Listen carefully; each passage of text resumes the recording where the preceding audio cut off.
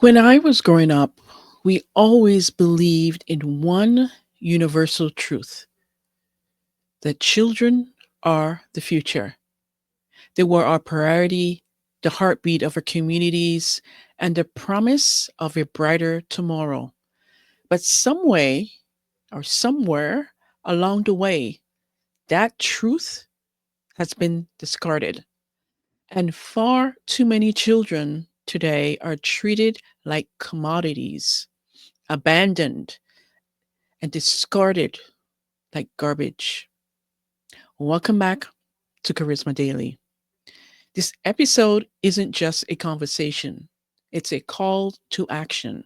It is about the children, or next generation, and the horrifying reality they face today.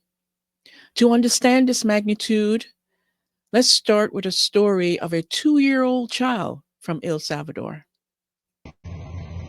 Venezuela, mamá. ¿Venezuela? ¿Sí? ¿Qué tantos años tienes? ¿Dos años? ¿No vienes con tu mamá y tu papá? ¿No? ¿Venezuela? ¿Para dónde vas, mamá? ¿Dónde están? ¿Estados Unidos? Okay. Can you imagine? That is a 2-year-old alone. Imagine the fear, the confusion, the desperation. This story isn't just heartbreaking, it's enraging.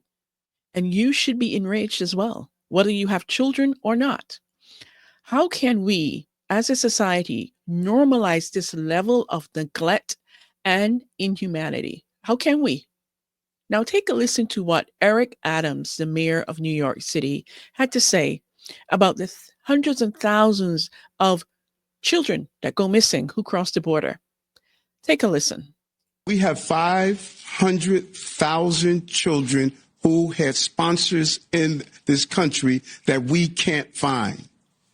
We can't find them. We don't know if they're doing child labor. We don't know if they're doing sex crimes. We don't know if they're being exploited. 500,000 children. There's a level of hypocrisy that everyone that states they want to protect everyone but innocent individuals who are victims of crimes and children.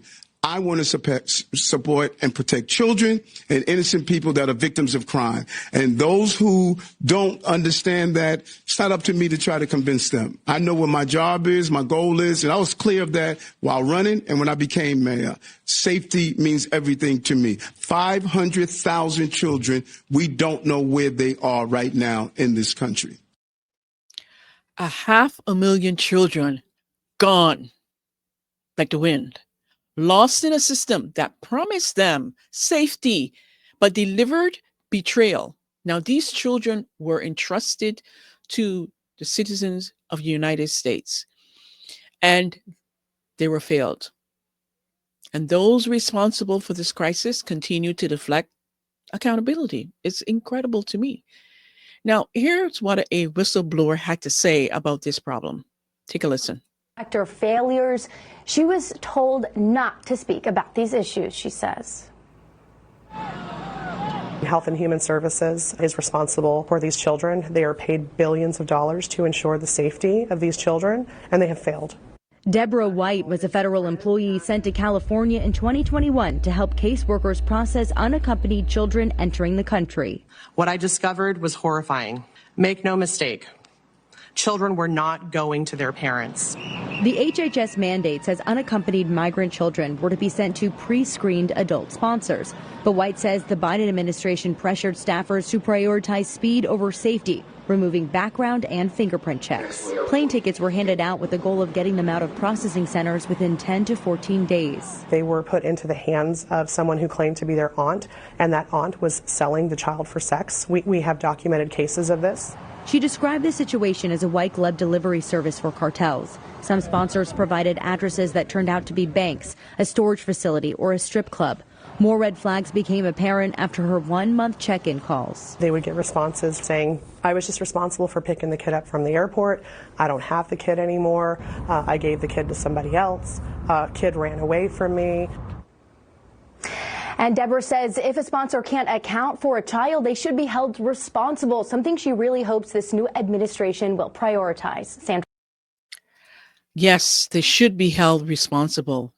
If they put their name down to sponsor a child, they should be held responsible when that child goes missing. Now, here it's like, this really baffles me. The man in charge, Mayorkas, here's what he has to say. He's always deflecting responsibility and accountability. It just baffles me that this man still has this position. But let him speak for himself. Take a listen. ICE was also unable to account for more than 32,000 unaccompanied kids who failed to appear in court from 2019 to 2023, according to the report we read. The incoming border czar, Tom Homan, says these children are being exploited and trafficked. Is that true? Well, Margaret, we certainly have received reports of children being trafficked, even those as to whom we know where they are. That is outside the responsibility of the Department of Homeland Security. Mm-hmm. What we do is we turn children over within 72 hours, as the law requires, to the Department of Health and Human Services, and then HHS places those children. Of course, we investigate cases of trafficking, but there are children who are reunited with a parent here in the United States or a legal guardian, and they move, and sometimes the government loses track. Individuals do not comply with their reporting obligations or otherwise. I think it is inaccurate to say that all of them are trafficked or victimized. There are a number of reasons why we might lose track of an individual. That is not necessarily specific to this administration. That has been a long-standing challenge in the immigration system.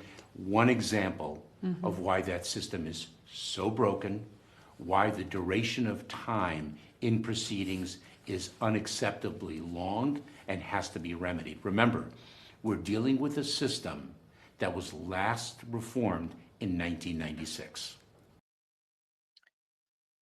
Excuses, excuses, excuses. Oh, no, it doesn't mean that all those children were trafficked. How would you know? How would you know? Did you investigate those 500,000 children that have gone missing? And you can say for sure that those children haven't been trafficked? Please, this man needs to be fired. Seriously. Moving on. Let's hear what Marjorie Taylor Greene had to say when she was speaking on the floor about this same problem. And Marjorie Taylor does not mince words. Take a listen. Mr. Chairman, the root cause of migration is a federal government that has legalized an invasion into this country. That's the root cause. And you talk about treason, I can tell you right now, I consider that treason against American citizens. This has been an invasion in this country, and the cartels have benefited by tens of billions of dollars. Mass deportations cannot happen fast enough. Not fast enough. Not for the cartels, terrorists, gangs, and criminals that have made billions and billions of dollars, and children have been the biggest victims of it. Human trafficking is a $150 billion a year industry. In 2021, Georgia had one of the highest number of cases per capita that were reported through trafficking hotlines. Approximately 1/3 of all human trafficking victims are children. The United States is one of the top destinations for human trafficking and is among the largest consumers of child sex. That is sick.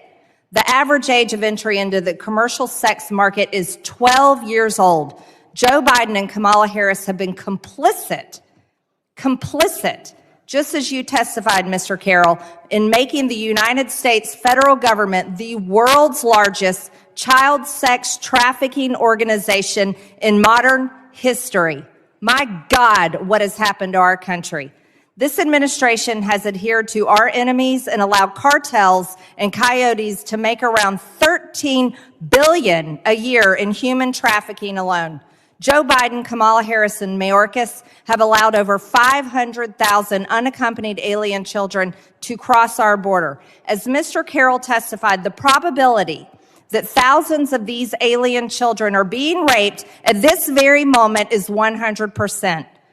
Ms. Rodish, you further highlighted that when we learned in February 23 that 85,000 of these children were missing, zero action was taken to rescue the children, and zero action was taken to prevent other children from being lost in slave labor, commercial sex, organ harvesting, and other unspeakable evils. I don't care if the organ harvesting happened in Mexico. If the buyers are in the United States, we got a serious problem. Wow, wow, wow.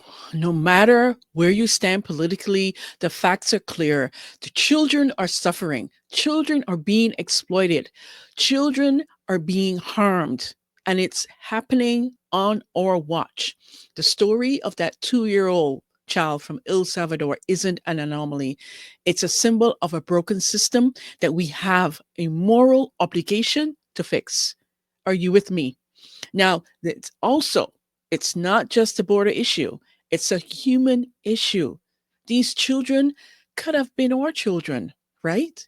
And their cries for help demand our response. Now, we need to do better as human beings. We really need to do better for them, for us, and for the future.